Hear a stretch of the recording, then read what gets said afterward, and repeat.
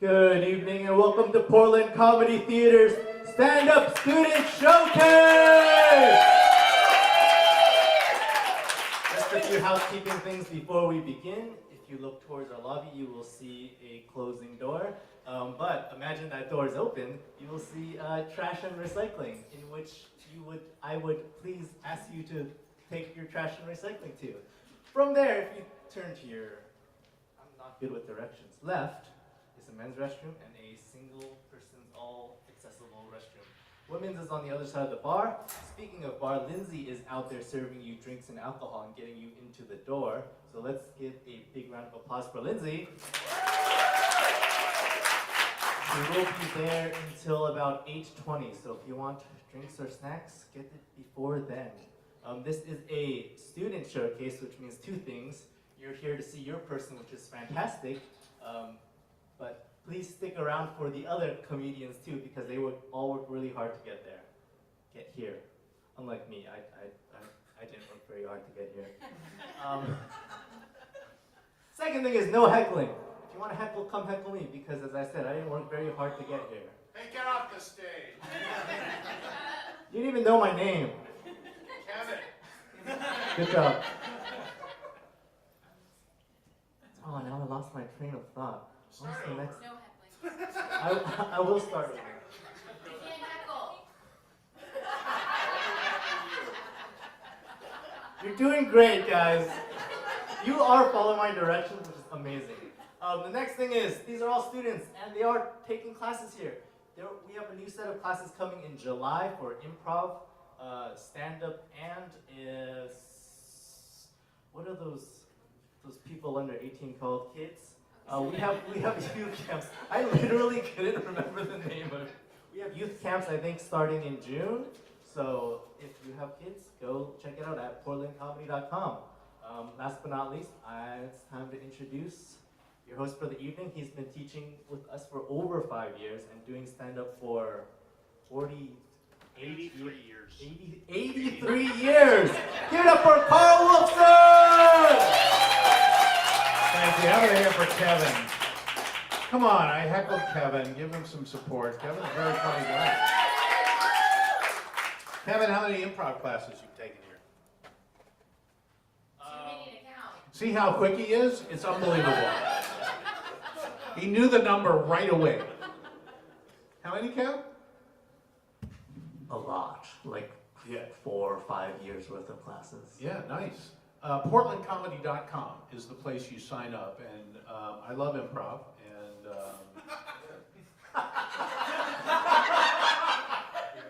I do. After sex, it's my favorite thing. Stand-up is like 50th on the list, but I teach it. First of all, thank you all for coming out tonight. I know it's a beautiful night in Portland, Oregon, and it's a holiday weekend, so give yourselves a round of applause for supporting. Would you say your people, Kevin? Come to see your people. It's like your pets. You know, dogs and cats come. We should have dogs and cats come see the students. That'd be fun. Rush the stage, be all good. I love it. I wasn't going to be here, but it worked out. I had Gary and I had a holiday cruise, our dream cruise plan on the Strait of Hormuz, and we were flying to the port on Spirit Airlines, so it kind of solved itself. So anybody flown Spirit? It's so sad. Spirit's gone. It's like unbelievable. I flew it once. Has anyone flown it? A laid-off pilot back there. Good. Okay. Yeah, the seats are just like this, like sardines. I flew to Chicago on it once, and halfway through the flight, the overhead bin popped open. 3 passengers fell out. So it was, supposedly a peace deal is close in Iran, which we got nothing after all of this, and the nuclear operation is buried really, really deep. We can't get to it. It's like the Epstein files. And I love that we criticize other countries when we should be looking at ourselves. Amnesty International report came out of the United States last week. 3 biggest abuses: death penalty, ICE detention, and the Melania movie. So Thank you for moving your chair right at the punchline. That's every comic stream. And this is the biggest crowd I've ever played to in my 47 years. Linda's a graduate of my class. And, you know, I told her if the line doesn't go, just move your chair. And very well done. Are you ready for the show tonight? I'm not going to do any material, which is a relief to me, and should be to you as well, because this is their night. And who's here to see Kaylin? We got Kaylin fans in the audience. Kaylin's got a group. Chris McDougal? Oh, you! It's Tyler. I remember you from before. You're the one that doesn't work. Are you still not working? Yep. Oh, is it? And his girlfriend, and she's tagging along for the benefits, I'll tell you. Yeah, okay. And you don't work at a hotel, is that right? Yep. Okay, good. Tell us the name of the hotel you don't work at so we don't go there. Capitol Hill. Capitol Hill? Yeah. Does anyone know that place? See, you're doing a great job. It's on everyone's lips. And how many people are here for?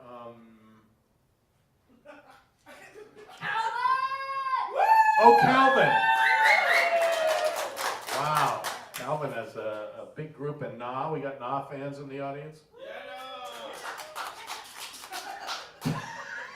Oh my God, this is so incestuous. Those are the other comics. And who else is on the show tonight? Oh, Mike Shriver's on the show. And Mike, it really is. I'm really in fact, this is at least for 2.5 years, this is a better show than you're going to see at the Kennedy Center. So enjoy it. All right. Mike is going to start the show. He's just amazing. Very acerbic wit. I love everything he does. Please welcome Mike Shriver, ladies and gentlemen. Mike Shriver! Thank you, Carl. Yeah. Hi, everybody. Oh, my goodness. This first time in these States, these lights are amazing. Wow. Okay.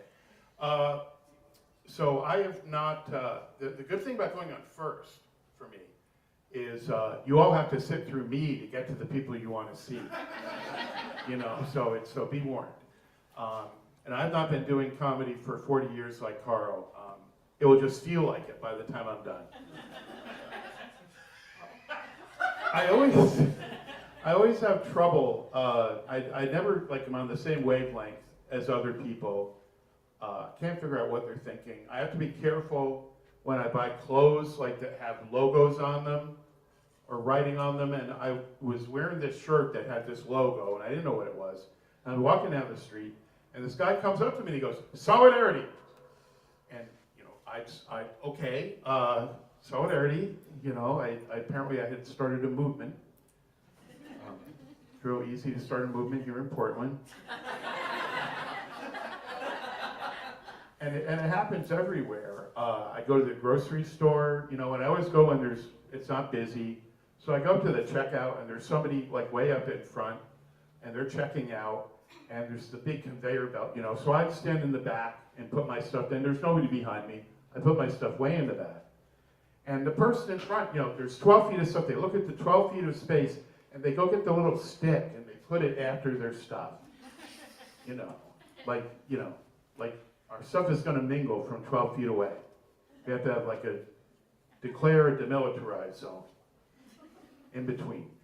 I think these are the same people, if I'm waiting for an elevator and I've pressed the button and it's coming and, they come up behind me and they see the button, light on the button, and they go push it anyway, they're saying, "Well, you didn't think it was going to come for you, did you?" Really? I'm here, now it'll come.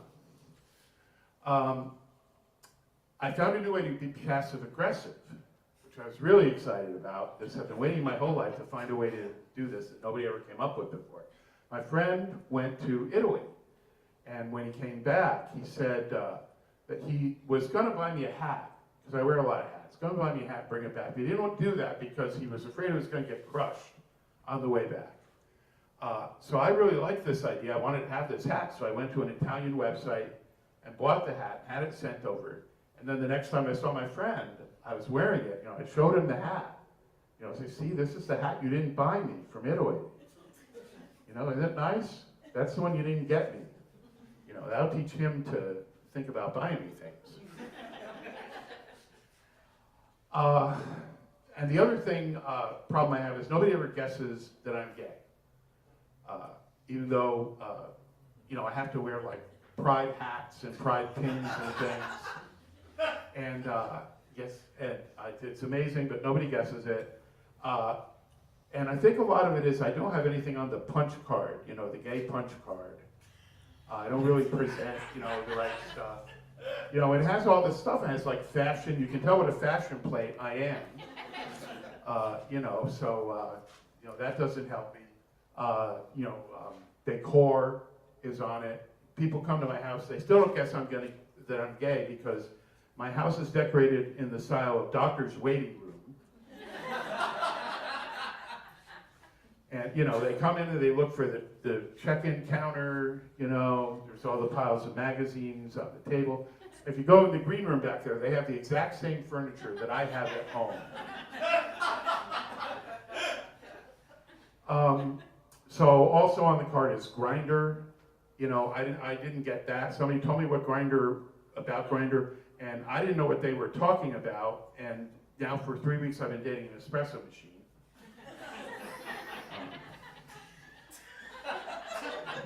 I'm not sure it's going anywhere, but at least it's very hot. And then, you know, drag is on the card. A lot of my friends are into drag and RuPaul and stuff like that. I tried performing in drag once, and it didn't go well. It didn't go well. I think I had the most boring drag name you could have was A-Countant. You know, and it just didn't play. It didn't play well. And I think that the one thing I do have on the card is I love Broadway shows. Any big production, people putting on a show, you know. And I think it has to do with being brought up Catholic. When I was a little kid, the masses were in Latin, and they were big productions with the robes and the hats and the colors. And it was all such a big thing. And then a few years after that, when I was still little, they modernized the masses. They weren't in Latin anymore, and they took away all the good stuff. You know, they took away the costumes, and they took away the glitter. They took away the chorus line. They took away the big 11 o'clock number. And I think that's when they lost me. I did have one experience not too long ago. I went out and did karaoke for the first time. And we were supposed to dress up, so I had on this great outfit that I had, and this big flouncy purple scarf and a big hat, and I had a great time, you know, and it was just right. So I think in somewhere there is this like fabulous person inside me trying to get out.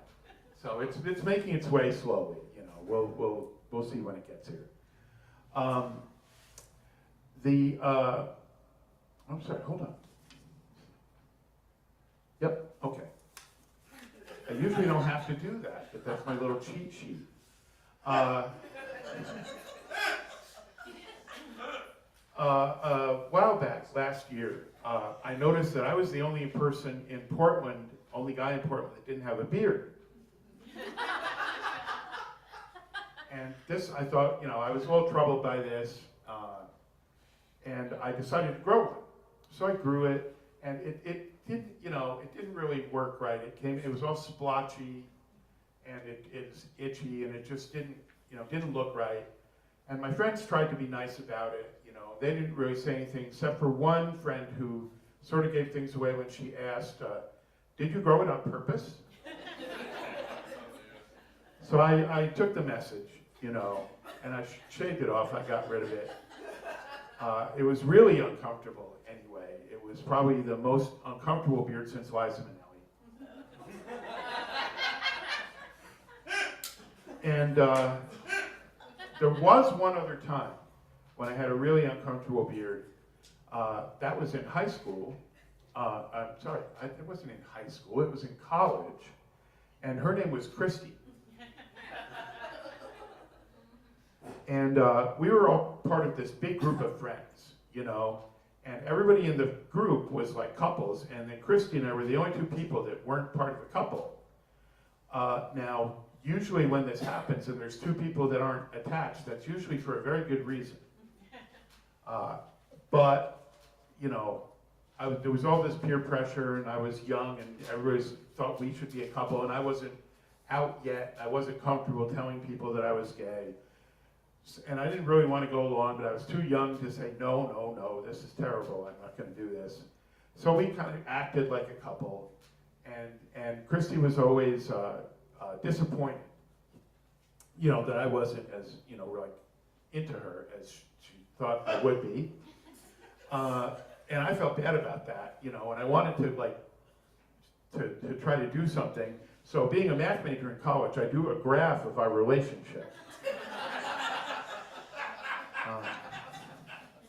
This didn't go very well. She didn't like that. So at that point, I just put an end to things, you know, before it got any worse. Oddly, I have a straight friend who everybody thinks is gay, which is true. I really do. And when we go, it's like when we go do things, it's like a bad sitcom, you know. And that's the one time that people realize that I'm gay, because I'm with my friend and they think he's gay. They think we're a couple.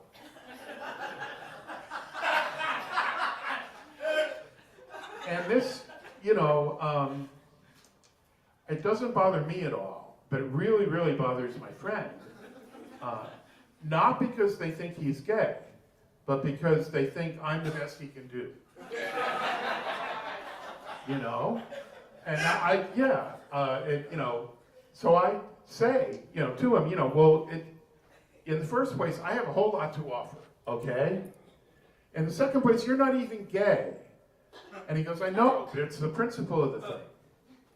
So that's all I have. Thank you.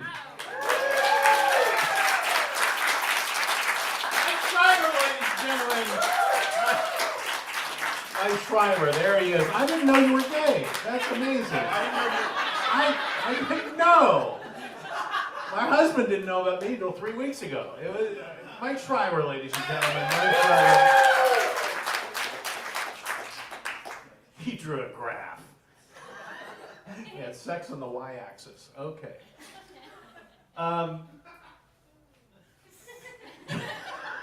Wow. That ad-lib killed.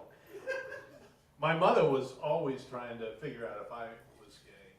And I remember in high school, I was a junior in high school, and she sat me down on the stairs, going upstairs, she goes, I want to tell you a story.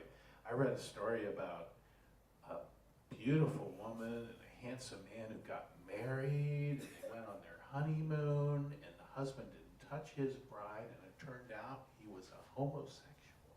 I said, you have his number?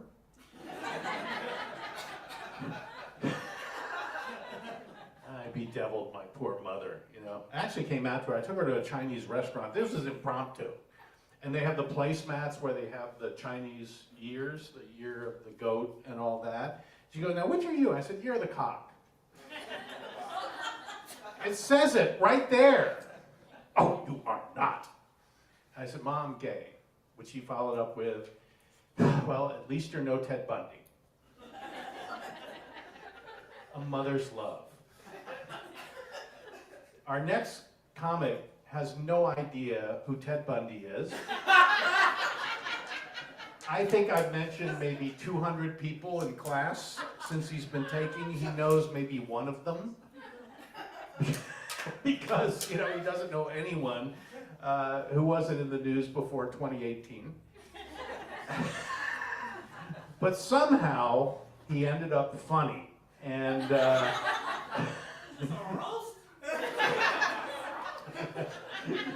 he just, you know, he really is. I think this is, what, the third class you've taken with me? Yeah. Third class. So he should be better than the last time you saw him. Is what I'm saying. So the bar is high. Please welcome Chris McDougall, ladies and gentlemen. Chris McDougal.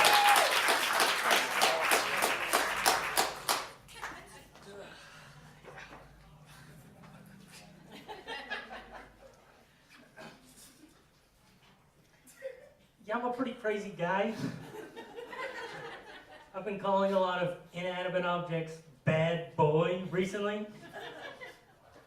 I might say something like, let me open this bad boy up. Talking about my Excel documents.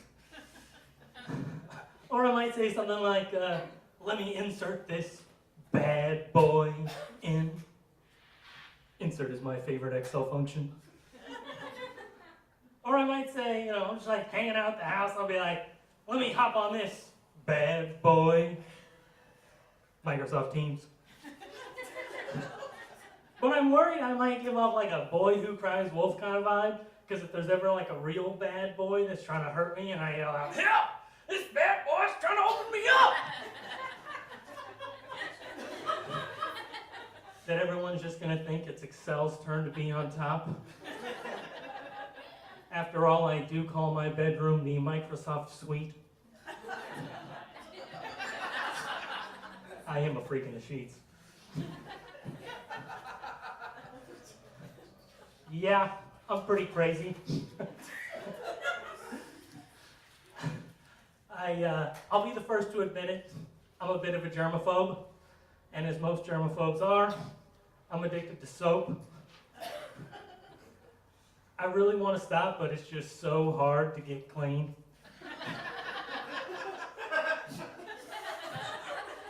And believe me, I do want to stop. I want to make the 5-second rule a suggestion. I want someone to sneeze on me and feel like I've been blessed. I want to stop with all of this scrubbing and scraping and make bubbles my bitch. I want someone to call me dirty. Or daddy. Whatever you feel is more accurate.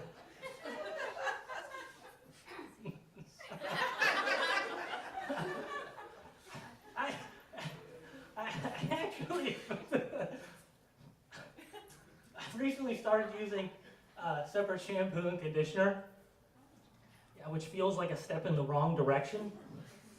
And it got me thinking, I'm a pretty hairy guy. What if I just shampooed my whole body? I know they call it Head and Shoulders, but what about my knees and toes?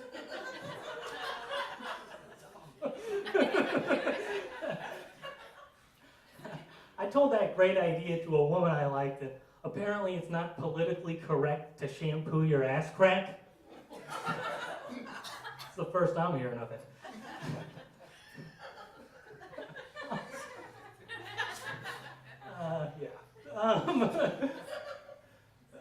So, I thought of another idea. I thought maybe I'll just create like a new shower product. Call it hair soap, for wherever hair might be hiding. But to be honest, I don't even fully understand soap. It's like that age-old question, like if I drop the soap on the floor, is the soap dirty or is the floor clean? I couldn't tell you. Or like, what came first, the dirty chicken or the clean egg? It's unanswerable. Or like the age-old question, does this avocado smell like cum, or does my cum smell like avocados? That question's been ruining my personal life. I had a breakup with my ex because she didn't like guacamole. And yeah, I'm sorry if I just ruined cum and avocados for you. My dad's gonna put a Tide Pod in my mouth after this, and for the first time in my life, I'm not gonna like it. Anyway. So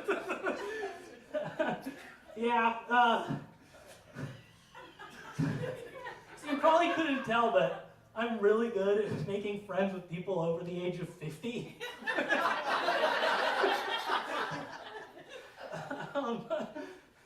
So if there's anyone out there named like Marlene or Maximilian, Carl,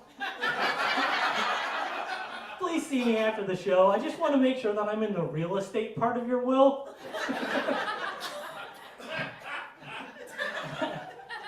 And I do think that old people actually like to hang out with me. They always say I'm a really good listener. Did you hear that, ladies? I hope you were listening. And I am a good listener. Where I struggle is comprehension. which is why it's great. I did not think that was going to get such a big laugh.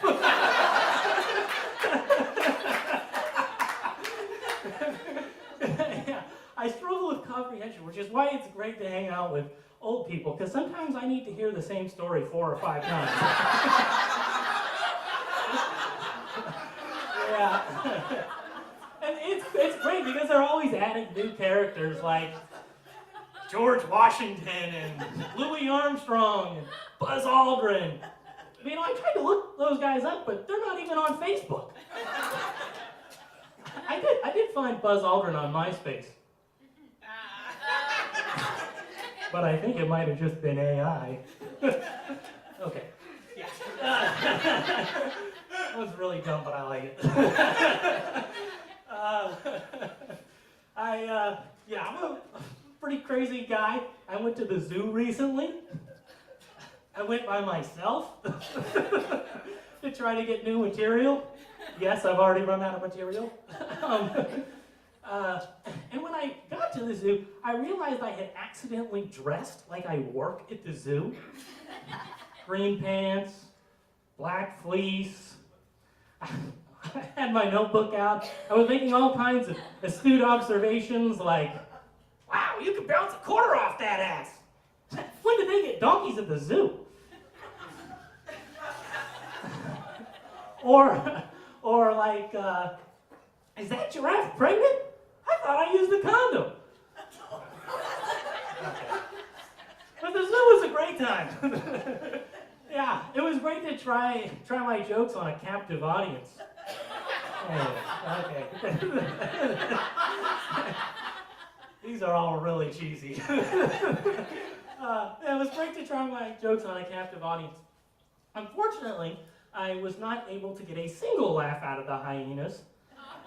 The seals started to clap, but only after I walked away. And the monkeys started throwing their feces immediately. I think they thought my jokes were the shit. Yeah. But the zoo, it was a good time. And later on in the day, you know, as I was walking around, a MILF approached. And there was a lot of MILFs at the zoo that day. MILF stands for monkeys, iguanas, lions, and fuckable moms. And just to clarify, I'm not trying to fuck any of the moms here. Just the ones at the zoo.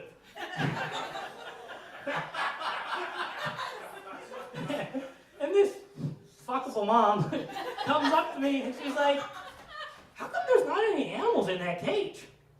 And I'm like, well, from where I'm standing, it looks like one of the cougars escaped.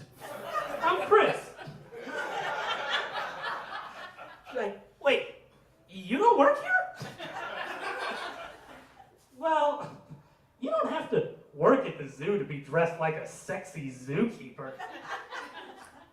Yeah, so I'm still single and not allowed back at the zoo.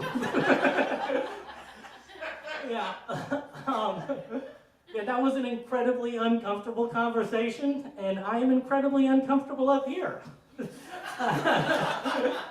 You know, they say the number one fear that people have is public speaking, and number 2 is death. So most people would rather be in the casket than doing the eulogy. I don't know about the casket. I think I'd rather just be at the zoo with the MILFs. Okay, that one, yeah, okay. Thought I'd try that one. Yeah, I do live a pretty crazy life. And yeah, that was just a side thought. Yeah, well, I'm going to talk about dating. Dating in 2026 is hard, you know, especially dating online. I feel like you're either trying to.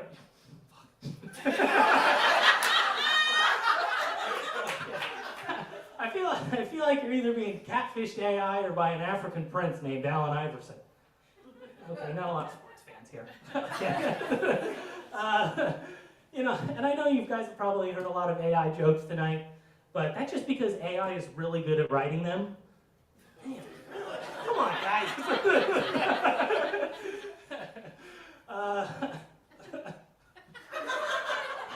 Whatever. Yeah. So, I decided I was going to try to meet women in person, out in the wild. I decided I was going to take a improv class. And I quickly realized that you can't date a woman who does improv, because it's always like, well, do you like me, or are you just making this up? I tried to do some volunteer work to meet women out of the kindness of my heart. And I quickly realized you can't date a woman who volunteers, because it's like, do you like me? Or was this just court mandated by a judge? Yeah. I tried to take a cooking class to meet women, and I quickly realized that we both can't cook. And I don't know about you, but I don't want a Lady in the Tramp instant ramen. Yeah. But, the cooking class, it felt like I was in the right place to try to put a bun in the oven. Yeah, okay. We're almost done.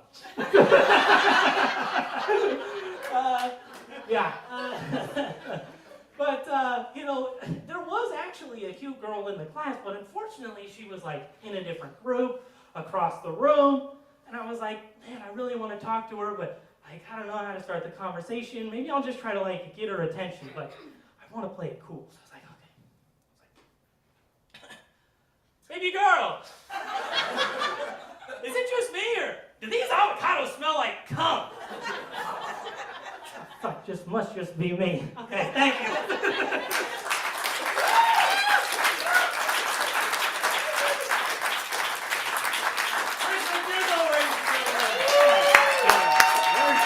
Chris McDougall. So after the show, Chris likes to hang around with older people. So if you're 17 and above, one more time for Chris McDougall. I've noticed after 3 classes there's a theme. He wants to get laid. I think that's pretty much the theme. Where'd your girlfriend go? Oh, right. I think she thinks Chris is funnier than you. You're just so easy, Tyler. It's, Chris is very funny. I love how he holds onto the microphone for dear life. What's that? So tightly.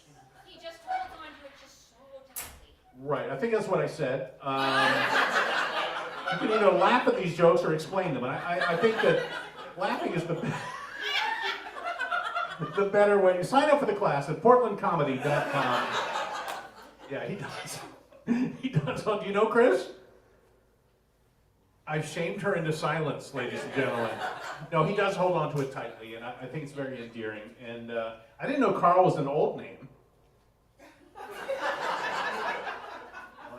I love the names that kids have now. We were at Lloyd Cinemas a couple months ago, and the kid taking the tickets was named Maximus. That's a great name, isn't it? All right. This woman is controlling the whole crowd now. He didn't speak. Why should we not be mute? Maximus is a great name, I think. And I told him, this is true, the night before, Gary and I were out at a restaurant, and our server's name was Augustus. And I ordered the Caesar salad. I didn't want the Caesar salad, but it went with the joke, so I had to order the Caesar salad. Anyone named Karen here? That name has been besmirched. Karen? No? She's not coming back, Tyler. She bolted. For a guy that works. No, Tyler. See how hard it is to deal with an older person? It's like my revenge now. I've got some power here. She'll be back. How long have you been dating her? A year. A year? Over, I don't know, like 13 months. Is 13 months over a year, Tyler? Yes. Good. Okay. Very good. You're on overtime right now. Yeah. Oh, here she is. Is that a tough decision? I'm not talking about the drink. I'm just.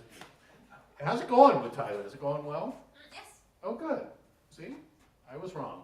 I know men. In every way possible. We were talking about names. You're not named Karen, are you? No. No. We have a friend, Karen, who is so put upon by all this anti-Karen shit, she changed her name to Hitler. It was... Chris has never heard of Hitler.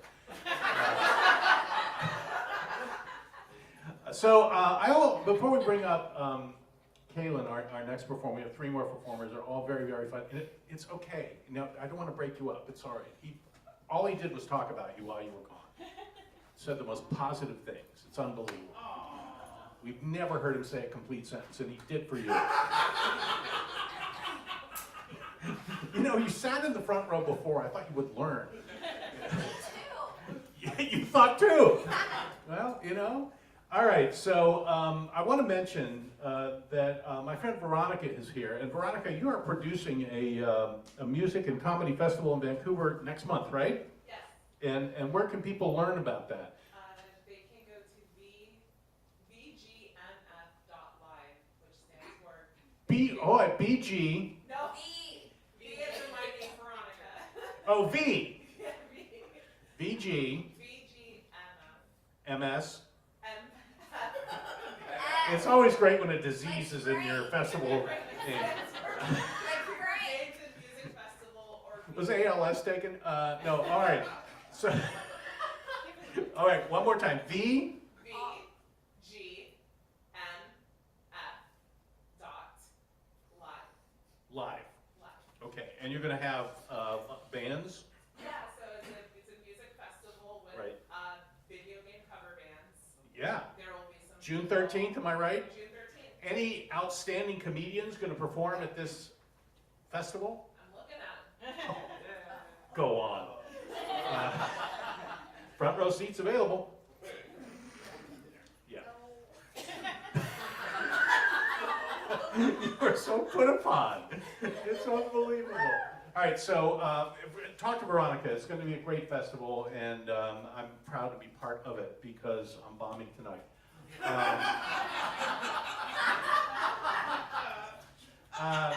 By the way, Chris, if you think I'm old, you should meet my Aunt Fern. She's 98.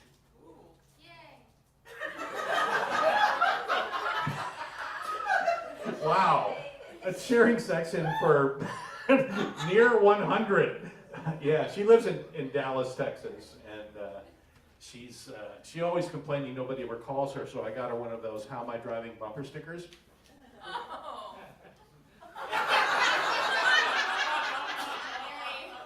Just skip the festival. You're not going to get anything. Oh, God. She really is a hoot. Gary and I were down there about 6 years ago for Thanksgiving to visit Aunt Fern, and she's a huge Dallas Cowboys fan. She's in her den watching the game. We hear, "Touchdown, Cowboys!" Like 20 seconds later, we hear, "Touchdown, Cowboys!" Aunt Fern's the instant replay. They scored once. Better than the last joke. Good for you. Okay. Coming to the stage now, a gentleman who hails from the South, actually. A very, very funny man. No, I told him to go. You told him to go, finally? He has a beer waiting. He'll be back. He has a beer waiting. Yeah, I got him some beer. Okay. Yeah, This is tag team drinking, is it now? Okay. always. Yeah. Tell us the most embarrassing thing about Tyler, and when he comes back, we'll have a good laugh. How much he's in love with me.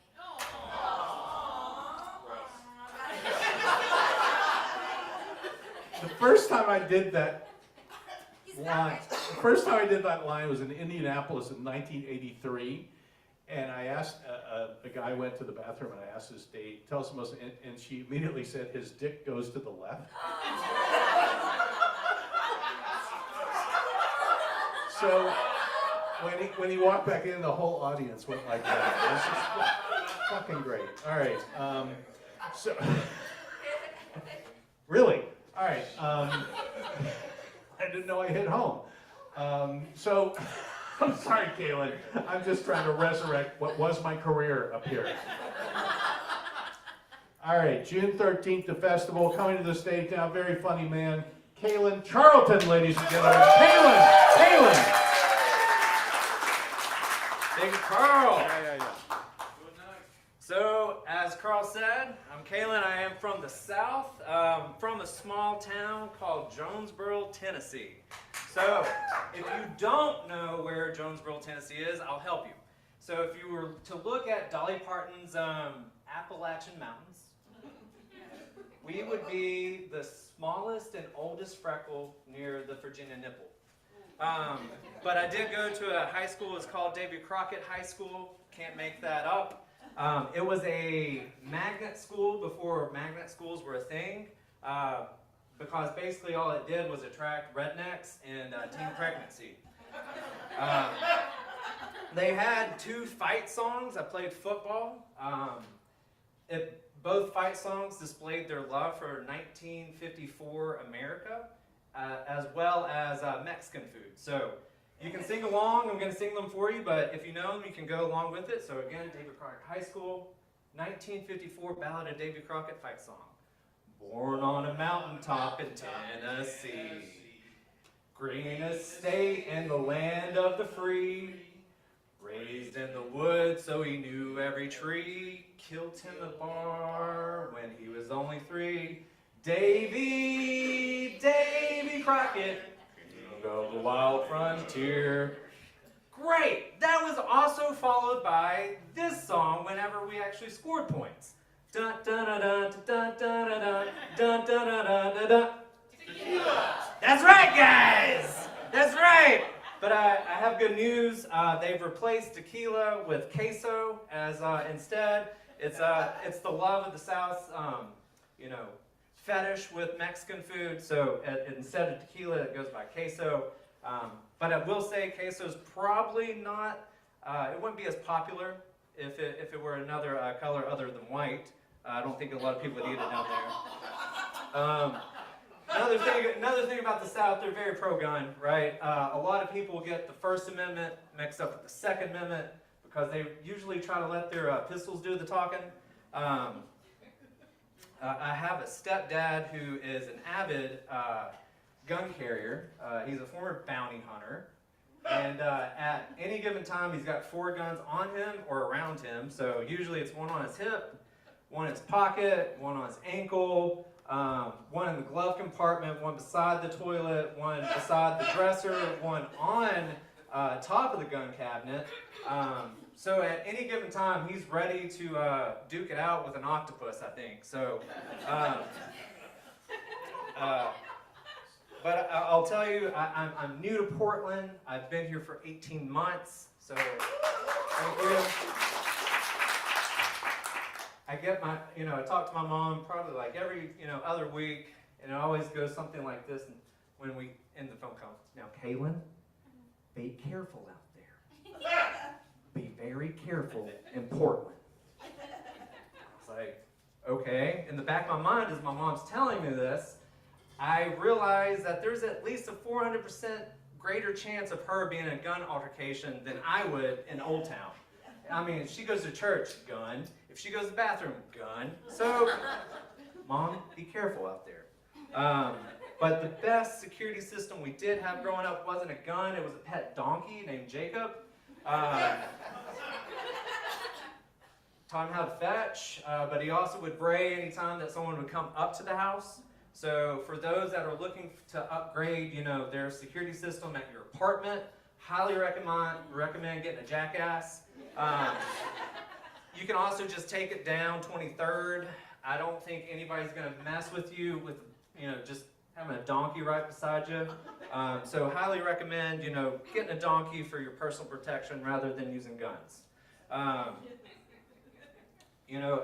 Another thing about the South, they like the 10 Commandments. They want to put them up in the schools. I was on that bandwagon a long time ago, but slowly have changed my mind over the years. I really think that schools should only have one commandment that they put up, with all the school shootings. That would be more suiting, thou shalt not kill. Let's start with that one. Add the other 9 later. We'll be good. We'll be good. But again, the love for guns goes deep. It even trickled into our football rivalry game that we have every year. So David Crockett High School would play against the only other high school in the county, Daniel Boone High School, called the Musket Bowl. And so we would duke it out for a single shot live action musket. The good news is not a lot of people would die after the game, so we'd only have to just worry about one person. Single action. But I guess the equivalent of this in Portland would be if there was a Meriwether, Clark, or Lewis and William Clark High School that played it out, and the winner would get syphilis and an empty syringe. Because at the end you just need one shot. But growing up was fun in East Tennessee, even from kindergarten.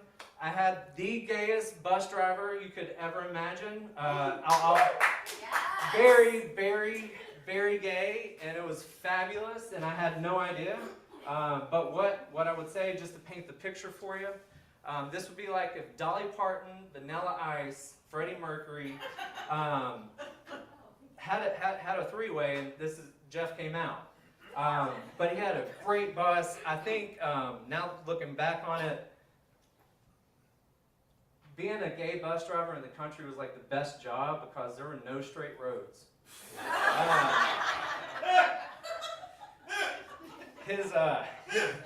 He ran his route to perfection. So he ran it more tighter than a German train conductor schedule, and his bus was 1,000 times cleaner than any straight man's asshole, I'll tell you that. But what made his bus so much fun, he decked it out with 2 big subwoofers in the back, and he had a 6-disc CD changer, which was new in the 90s, right? So you could get on there and, hear my dad the whole time was worried that Mr. Rogers and Pee Wee Herman and Barney were going to turn his boys gay. Meanwhile, we've got 6 tracks of ABBA playing all the way to school for 30 minutes. I'm getting off in kindergarten singing Dancing Queen with my Ninja Turtles backpack on. I'm sorry, Mr. Rogers and Dad. But that was the closest that I got to pride. The good kind of pride in the South, the one with more than one color. So thank you, Jeff. I really loved him for that. But going back to even elementary school, I dated the sex ed teachers. Well, she was the only sex ed teacher in the county. I dated her daughter from 2nd grade until 8th grade. I did. She was my elementary school sweetheart. And that only got awkward about one time, and that was in 8th grade. So in 8th grade, Miss Burke had an anonymous box that you could put anonymous questions in. When you live in a small town, and you date the only sex ed teacher's daughter for 6 years, they get to know your handwriting just a little bit too well. So to this day, I know how tampons work. I was curious, wanted to think that one day I would have a daughter and I would be a better parent, and maybe I need to know how to do that. Well, maybe not for her, but tell her, But I will say that whole experience will make me a better parent, because if I have, a kid, I think for sex advice in the house, I'm just going to put, an anonymous box that my daughter can put an anonymous question in. Don't know where it's coming from, but we'll go with it. Another thing about my childhood is my dad collected James Bond memorabilia. We had a whole room, and not just a small closet. It was a room, like whole room. My dad had six sense of humor though. He would always refer to it not as his James Bond memorabilia room, but as his bondage room. So here I am, Country Kalen, going around telling my friends like, hey, y'all want to come over my dad? You want to come over to my house and see like my dad's bondage room? It's got all these toys and stuff and things that he says we can't touch, can't open them. He's up there with his camcorder all the time, taking photographs. A lot of octopussy up there. But his memorabilia collecting did inspire me to do my own collecting. I collected Pillsbury Doughboy memorabilia. Mainly because I related to the Doughboy, you know, being a little pudgy and white, and also like people fingering my belly button. You know, you know what I'm talking about. But thanks to my dad, it prepared me a little bit more for marriage, especially being married to a Jewish woman, as it relates to being able to talk about bondage at least once a week. I only got to know that going to temple with her, and learning about her family's experience with bondage, so I was able to relate to her in some aspect. But now that we're married, we just talk about bondage at least only one time a year. That's only around the holidays too, so that's only on special occasions. One thing I did learn, marrying into a Jewish family, Jewish parents love to brag about their kids. Like, absolutely love. Like, hey, did you see what Jillian did? She's at Nike now. That's right. She's at the big swoosh. She's just doing so great right now. Loves to do that, and it's amongst all parents. So it made me wonder, why did Jesus need 12 disciples when he had one Jewish mother?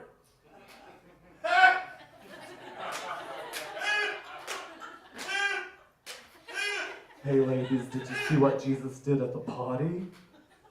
He turned water into wine? Oh, that's right. No one RSVP'd for the Sermon on the Mount, but guess what Jesus did? Yeah, that's right. He gave loads of fishes and loads of loaves. I mean, let me tell you, he's so good. Don't know why we needed the Holy Spirit when we had the Holy Yenta.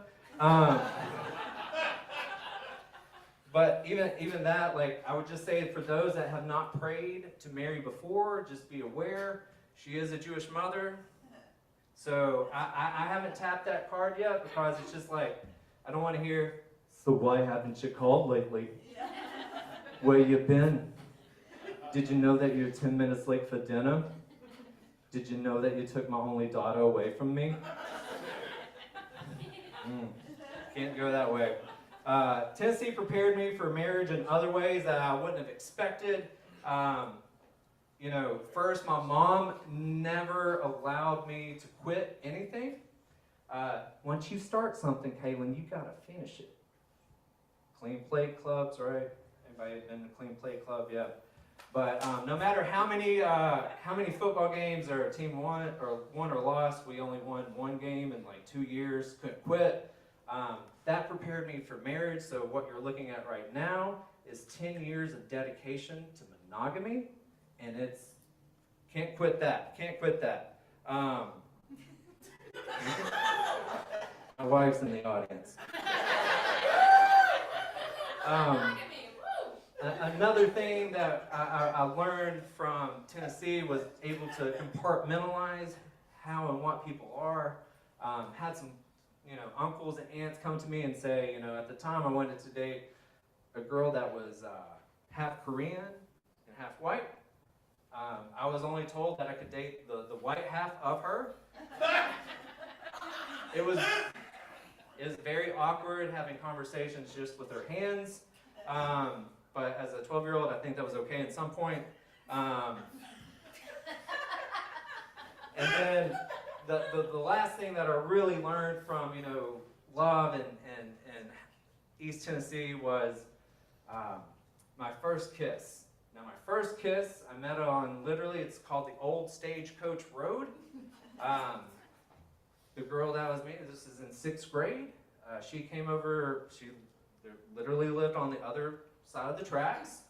Met me on the Old Stagecoach Road. She was babysitting at the time. It wasn't her kid, it was her cousin. But her cousin was 2 years old, and I'm getting my first kiss on the Old Stagecoach Road, and her little 2-year-old cousin is just looking at me the whole entire time. Prepared me for what that meant for whenever you got a dog in the house, you know?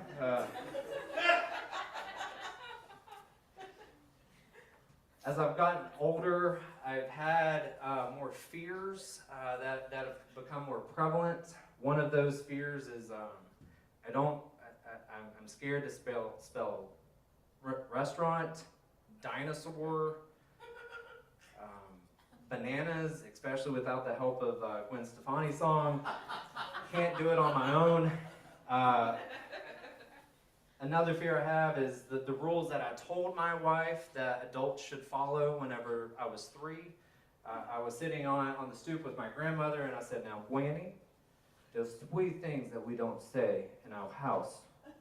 We don't say tut up, we don't say stupid, and we don't say, oh my God." Now my wife will say, "Oh my God, tut up, stupid." I'm also scared of trying to draw an ampersand on my own. For those that are confused by that or thinking you are too, the closer I get to 40, I don't feel like I can say the word tickle anymore. I just can't around anybody. It's a thing. I would also say that I'm deathly scared of 3 to 5-year-olds that are bilingual. I have no idea what they're going to be planning. No idea. You go to their birthday party and they go from English to whatever they're speaking. Watch out for your knees. That's all I'm going to say. My next door neighbor actually is 5, and she's inspired me to learn a new language just because I don't want to say, you know, poop is blue in a different language. So I've picked up Hebrew on Rosetta Stone just because of her. The other thing that I have become very fearful of, and I think we can all share this fear, are beach towels that are on top of poolside deck chairs. No one will go near those. They will be out at like 5 o'clock in the morning through like 12 o'clock in the afternoon. Nothing. Absolutely nothing.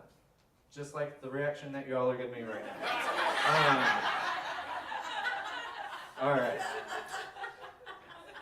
Was gonna try to solve the Strait of Hormuz problem with some beach towels. Not gonna do that. I am scared of taking pictures because I have a bad habit of giving Nicolas Cage eyes.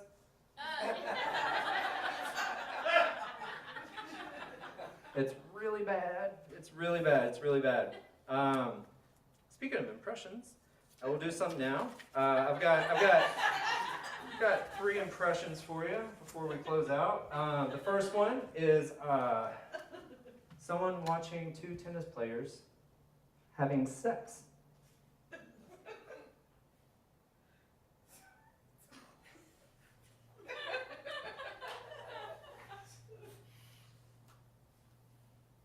Love.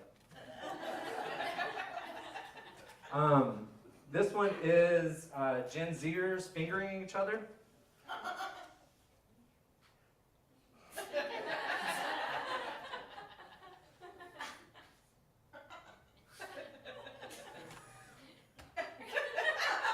That's Gen Zers fingering each other. The other one is what women really want in a man when they're talking about BDE.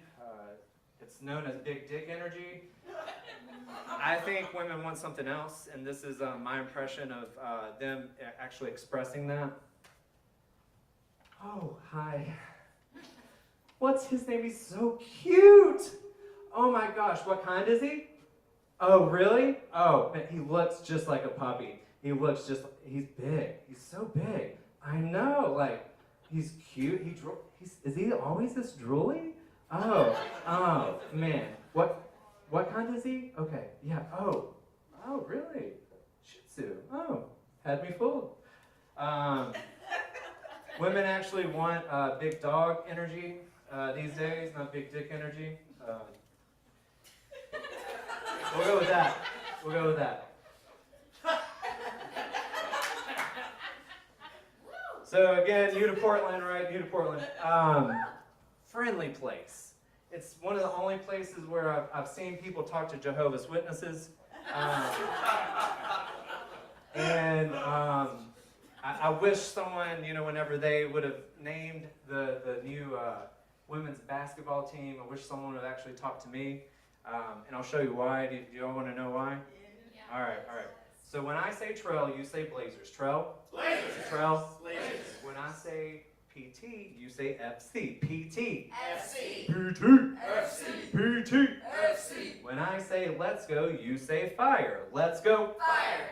Let's go. Fire. Let's go. Fire. You cannot say fire in a crowded theater. I'm Kaylin Charlton, y'all. Be careful out there. Kaylin, ladies and gentlemen, Kaylin Charlton. Kaylin! Hey, Kaylin, you're almost 40? Almost 40. Yeah, I love it in class because Chris refers to Kaylin as granddaddy. And Kaylin's wife, Jillian, is here. Give Jillian a round of applause. Good set, Kaylin. Very proud of you. Very nice. Yeah. So, Jillian, my husband's mother was Jewish, my father was Jewish. So together we're one Jew, which I use when he tries to garden. I'm the indoor Jew, as most are. So it's nice that you have a nice Jewish mother, right, Jillian? She's great. She's not here. Tell us about it. What is this drink exchange that's going on? I think some dealing. What's that? They're closed now. Oh, they're closed? Oh, I'm sorry. You guys are gonna have to break up.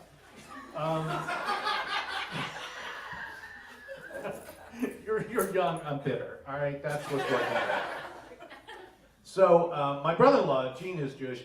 His Jewish mother was not the supportive type. He went to University of Delaware. He lost a ton of weight his first semester. He comes home, he goes, "Ma, what do you think?" She goes, "This is for your own good. Save your old clothes." One more time for Kaylin. That's really good. I really like her actually. The first time I had sex, it was in an anonymous box.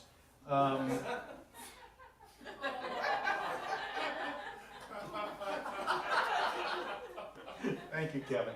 At this stage, if I get one person laughing, I'm really doing well. How many people had sex education in school? Look at the two. Make frequent trips to the bar.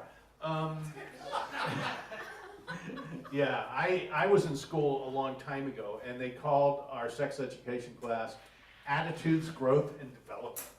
The only thing I remember, it was the guy. He was a physical therapist. That's the closest teacher they could find in our city, and he read Freud. That's all he did. But the thing I remember most, from that, the only thing I remember from the class, he said, men are like light switches. You turn them on and they're on. You turn them off and they're off. Women are more like irons. He said, you plug them in. It takes a while to warm up. You pull the plug out. It takes them a while to warm down.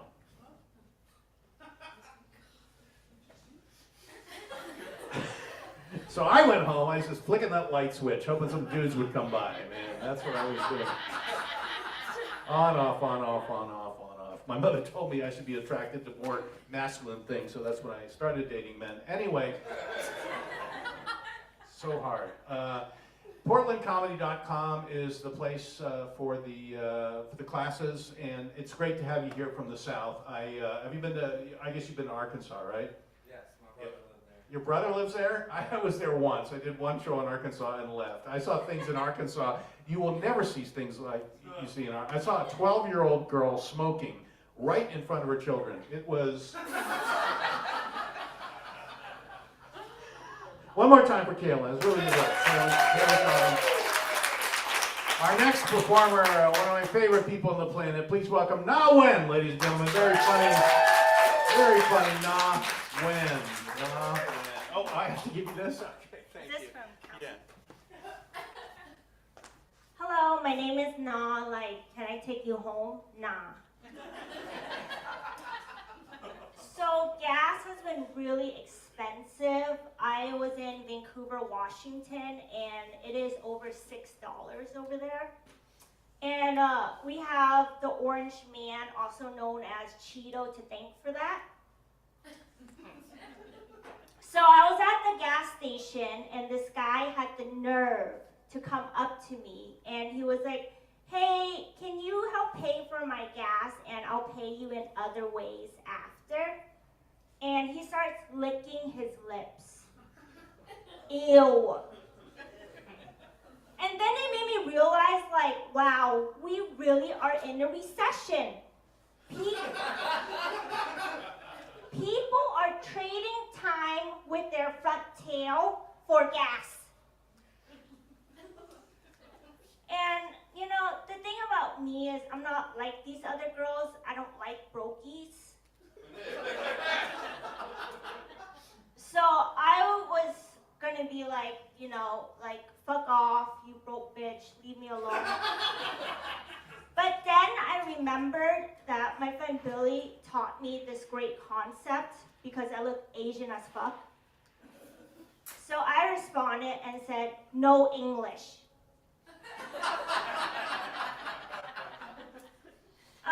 So Calvin had this great idea for us to write jokes for each other, do like a set exchange.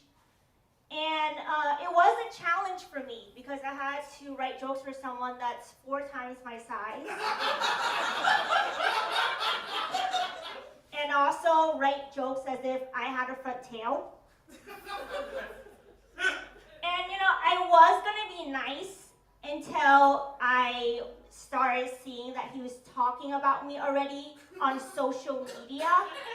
So I was like, nah, the war is on. So let's see what he has for us today. This is my first time seeing these jokes. Hi, my name is Na Wen, but that's not my full name. My full name is, have you ever heard of me? Nah. When will she write some jokes? This is all a bit. Calvin didn't write any of these. This is all me. Nah. I was trying to become a better writer, so I asked ChatGPT to help me write the funniest joke about World War II. ChatGPT abolished me and let me know many people died during World War II, and you have to respect the loss of life. I said, I understand, but something has to be the funniest. What is the funniest thing about World War II, even though it's a terrible tragedy? It responded that I might need some empathy courses. ChatGPT didn't think anything was funny about World War II. I always thought the funniest thing about World War II is that Japan weaponized their terrible drivers into kamikaze pilots.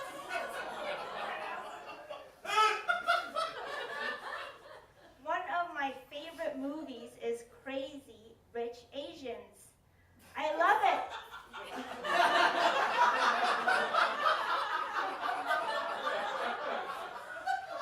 I love it because I'm at least 2 of these things.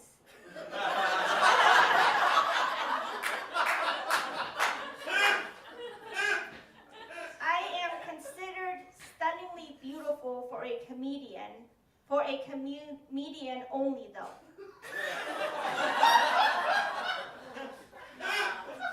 When you stand around and tell dick jokes next to a guy that looks like Calvin,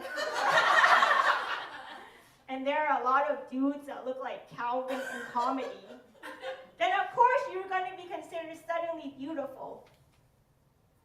My dating profile nickname is Queen of the Bored. Not because when any dude is talking to me, I look bored.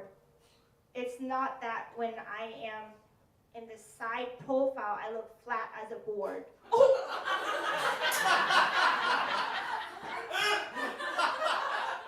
No, it's when people hear my jokes, they get bored. I've been trying to find a sugar daddy, but it's hard. All I have found are Syracuse Steves. Oh. I haven't gone a trip to Hawaii, only the Hawaiian barbecue food truck.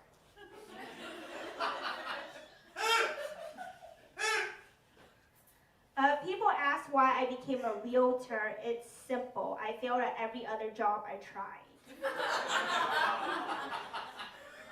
You know what they say, you can't own them, then sell them.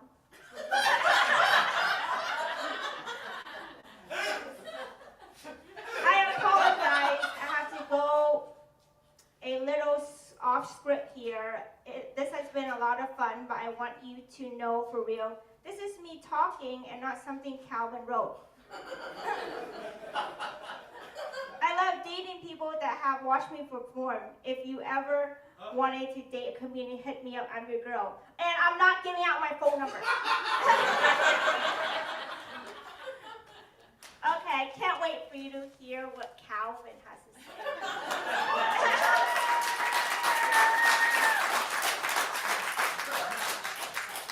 Now when, ladies and gentlemen, I have never had students write an act for the other. I think that's great. Give them a round of applause. Oh, you forgot the last joke. We had the best comedy teacher ever. He's hung like a horse.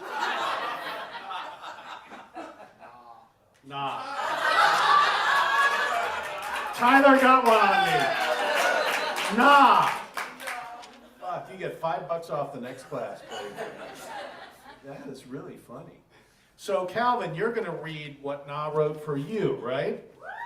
yeah, I'm afraid I'm about to be canceled, but we're ready to go.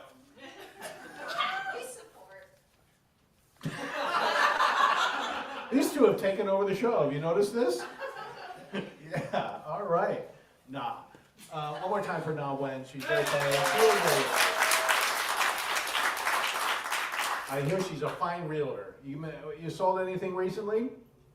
Yes, I have. A house. Wow. That's great. She was playing Monopoly, but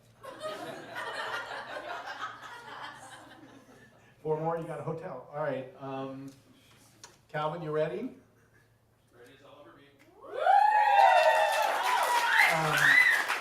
Na and Calvin have taken so many classes from me. They're a legend at Ace Hardware. Please welcome Calvin Jennings, ladies and gentlemen. Calvin Jennings! Why don't you read the same jokes? I don't have your paper. Carl! Oh my God, Carl, you're failing. I'm pretty sure you just called me a tool. I don't know what that ace crack was about. It's messed up. Give him his check. I don't have the papers to read off. Where is it? It's in your pocket. It's fine. I work in hospice. I'm quite used to dealing with people with dementia. Carl, you are here. We're at Portland Comedy Theater. My set. You're safe. Did you give No, this? I gave you the paper. Oh, you gave me. This is for Calvin. It's okay, it happens. That's good. I'm sorry. I'm just.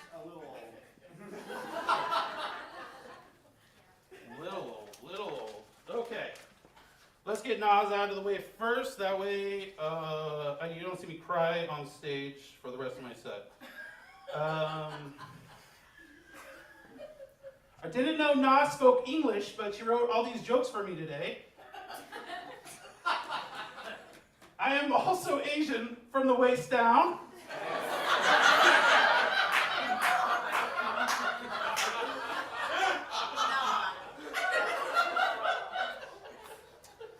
I just recently came back from an Alaskan cruise. No, don't worry. I do not have the hantavirus. I know this because through my research on Instagram, I saw a meme that said hantavirus will shrink your dick up to 3 inches.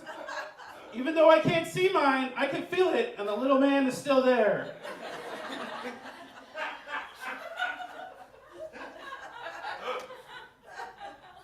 My recession indicator is that I hit on girls at the Dollar Tree. Now, I've been talking to the police, because broke girls put out.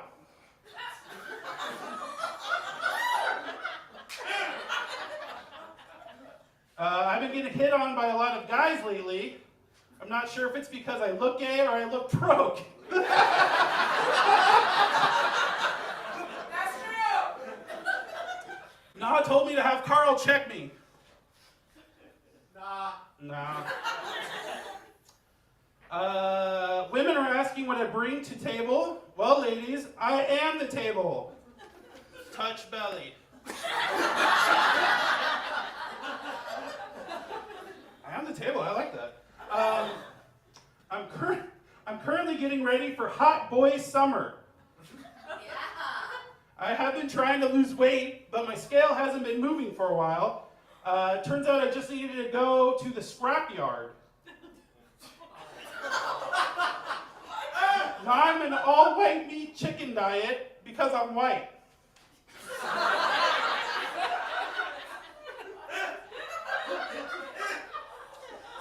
Unseasoned chicken for me, please.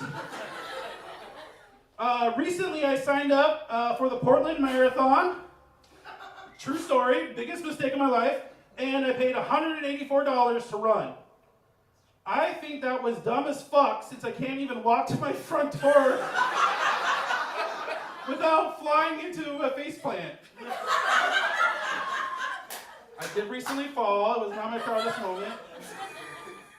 It's good I lost weight before I fell because I was a lot heavier before, and if people aren't laughing when you fall, you have serious health issues and you've gotten very old. I had to wear an ankle brace for a while, so now I have to hop at the marathon like a fat kangaroo. I like that one. Instead of going to therapy, I overshare all my problems on social media. Recently, I posted my foot with a bloody blister asking for medical advice. Someone told me to try biting it. I tried, but I couldn't reach. Sounds a lot like my sex life. I was talking about Nas' eyes on my Facebook invite for the show. I talked about how her eyes were squinting when her eyes looked like her eyes just looked like that normally. So she wanted me to declare that I voted for Trump. I drive a Tesla. I've been to Diddy's parties. O.J. Simpson didn't do it.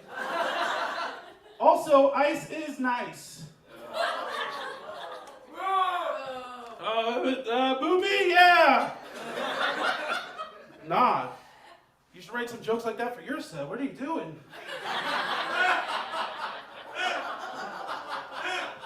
It's been a great night tonight. Give it up for all our previous comedians today.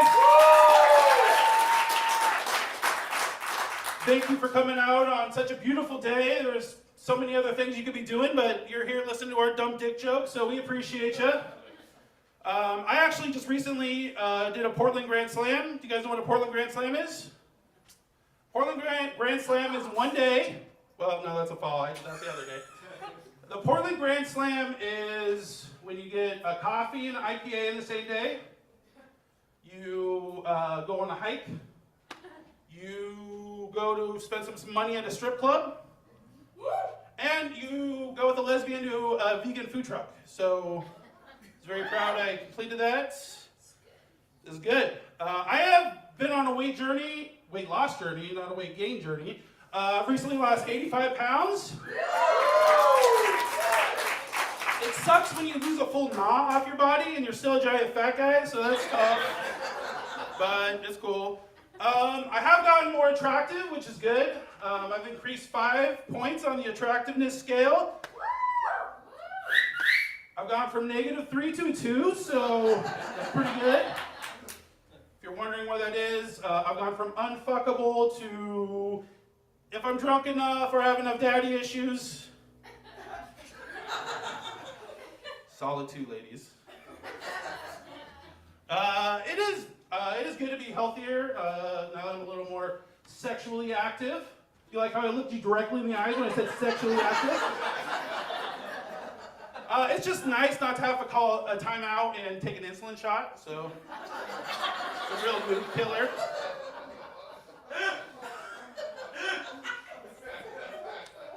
It is when you're older, it is weird. I'm in my 40s, and dating in your 40s is crazy. I've recently gone on a couple dates. One was a strong entrepreneurial woman, runs her own company, just a badass lady. Another date was a single mom of young children. And another one was a grandma with, that wasn't the punchline, that wasn't a true story. She's a grandma, and she helps take care of a very young grandchild. The crazy thing is, all these girls were between 41 and 42. It's a crazy time to be alive. True story, man, do the math. You'd be a grandma. Grandmas are hot. I don't know what happened. When I was a kid, I never thought I'd be attracted to grandmas. I grew out of liking young girls, and now I like grandmas. That is be problematic. Nope, we're moving on. Epstein, no Epstein. Dating is fun. Recently, I was hanging out with a girl, and we went away to Vegas for the weekend. Very cool. The best part about going away somewhere for the weekend, have you guys gone away for the weekend somewhere? No, it's smart. Don't do it, because it progresses the relationship, catapults it to the fast forward. You go, it moves the relationship at light speed, which was cool. It worked. When we got back, she got engaged. Not to me, so that was a problem. In retrospect, there were some red flags. We drunkenly in Vegas got tattoos. I got her name, she got his. That should have been a sign, but it's cool. Recently, I got very happy. Dating in Portland is weird. So I was hanging out with this girl. She informed me she has a girlfriend. And at first I got very excited. Very excited. Then she told me she only wants a girlfriend. That made me less excited. The only real positive with being broken up for a girl is that I always have the bigger dick. So it's a good thing. It's weird when you're in your 40s and you're finding new things about yourself, like new kinks. Anyone got any weird kinks? What's your weird kink? His weird kink is pretending to be dumb in public. That's awesome. Tyler. My weird kink is I'm into physical assault. I didn't know that was a thing.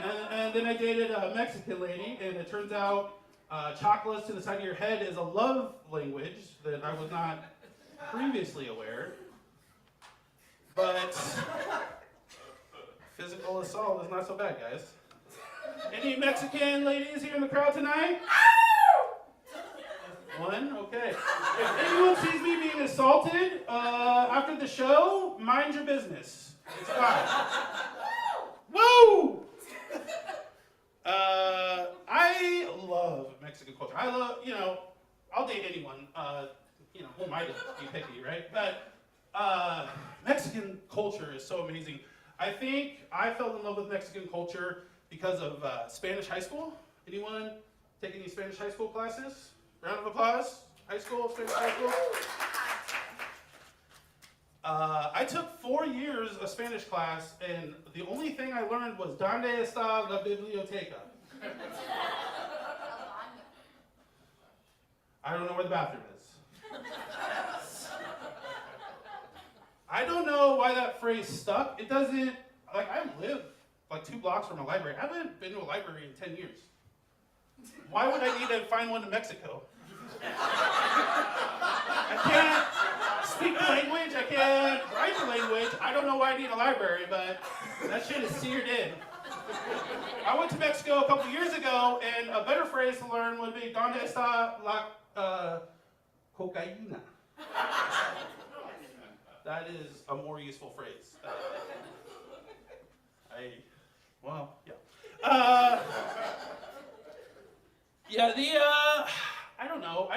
I think why I like Mexican culture is, and why I forgot so much language from the classes, is I disassociated during Spanish class. That happened to anyone else? Here's the thing that I don't understand. Me llamo Claudio. Did anyone else have to change their name in Spanish class? Did you have to do that in your Spanish class? No? Fuck, you guys are too young. Anyone older? Did you have to change your name in Spanish class? What was your name? Esteban. Oh, that was a good name. Esteban. Way better than Claudio. Fuck. I drew the short end of the stick on that one. Esteban was sick. What's your real name? Aurelian. Oh, fuck, that's a sexy ass name too. Okay, makes sense. Maybe they're onto something. Fuck. I just don't know why you had to change your name. It's so fucking crazy. I guess they changed it for the youth, but us old folks had to change the name. It's fucking crazy. I didn't have to go by Chad in algebra. It made no fucking sense. I wasn't fucking Bill in English lit. I don't know. It made no sense to me.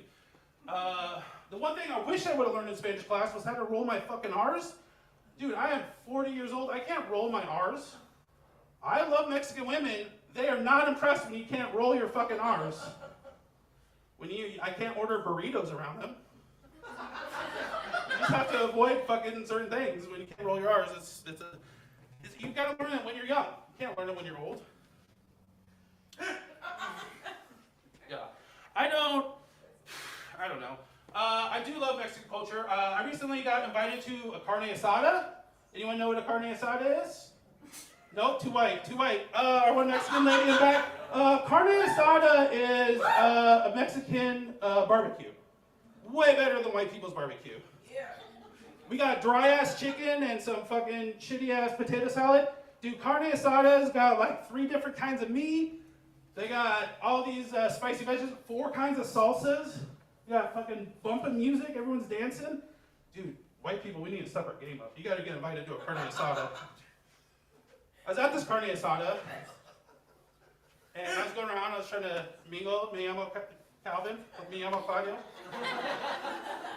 And I was talking to a gentleman, and okay.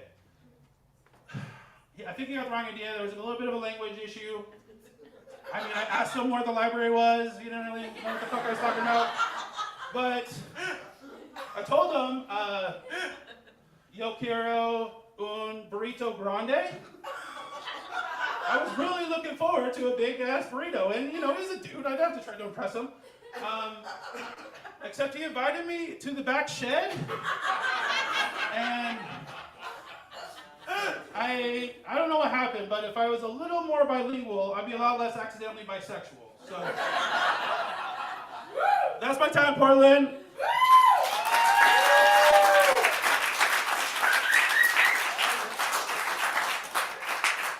Calvin Jennings, ladies and gentlemen. Calvin Jennings. There he is, Calvin Jennings.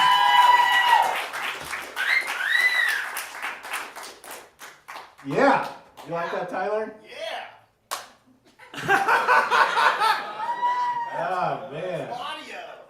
Claudio. You said you took Spanish? Un poquito. Un poquito. I got straight A's, couldn't tell you the alphabet.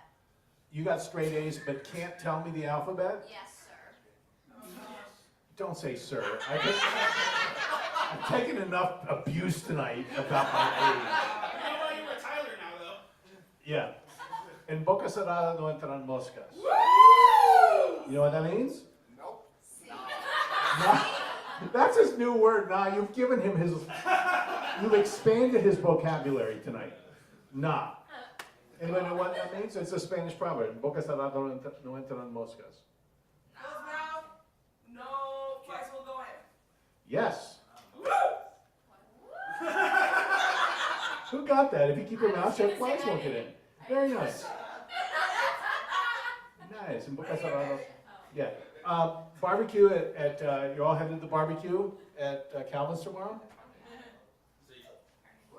See. You should have barbecue. We'll get Tyler involved in it. It'd be good. So before we go, I want to have everyone come up on stage because I think it's a really great show tonight for people who are just starting out in comedy, wasn't it? Come on. And by that I mean this couple right here, ladies and gentlemen. They really stepped onto the stage. Mike Shriver, come up on stage. Michael Shriver, ladies and gentlemen. Come on. Chris McDougall, come on up, Chris. Join your elders. Kaylin Charlton, ladies and gentlemen, from the great state of Tennessee. Na Wen. Where's Na?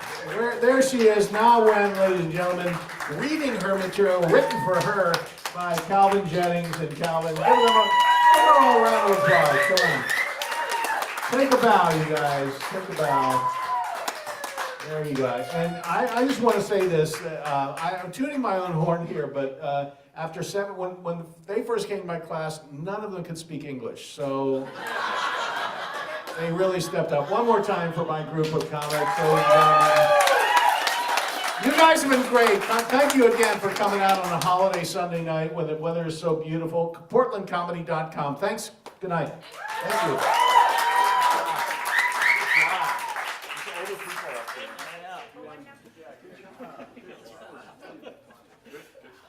All right, show's over. Beat it.